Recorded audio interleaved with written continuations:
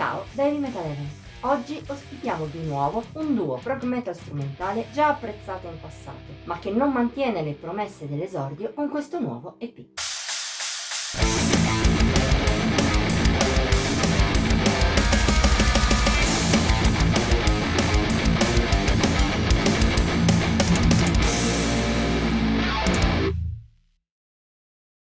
Ho già avuto a che fare in passato col gruppo di oggi, gli Animaton. Non è neppure passato un anno da quando recensivo Who Saw Us, primo EP di questo duo proveniente dall'Ungheria. Un album breve, ma carino per atmosfere, che prometteva bene per il futuro. Un futuro che si è concretizzato lo scorso 23 novembre, all'uscita di Soul Moments. Sarà riuscita la band ungherese a confermare le mie aspettative?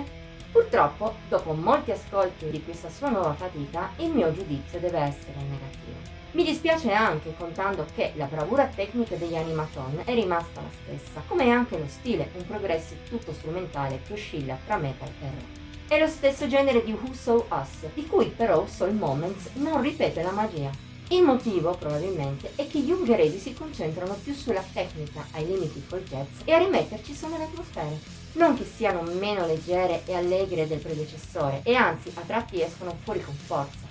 Tuttavia, più spesso il gruppo dà l'idea di guardarsi un po' troppo allo specchio. Tutto ciò, per i miei personali gusti, rende l'EP meno digeribile del predecessore. Non che sia fastidioso questo, no. I quasi 20 minuti di Soul Moments scorrono in maniera gradevole, specie se usati come sottofondo.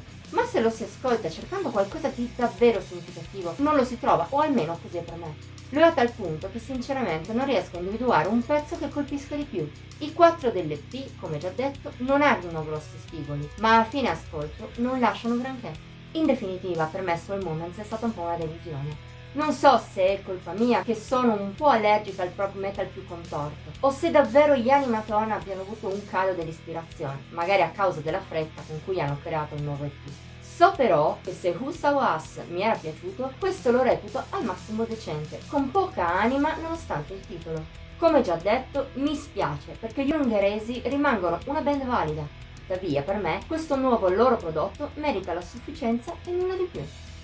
Voto di Heavy Metal Eleven 60 sul massimo di 80 per gli EP.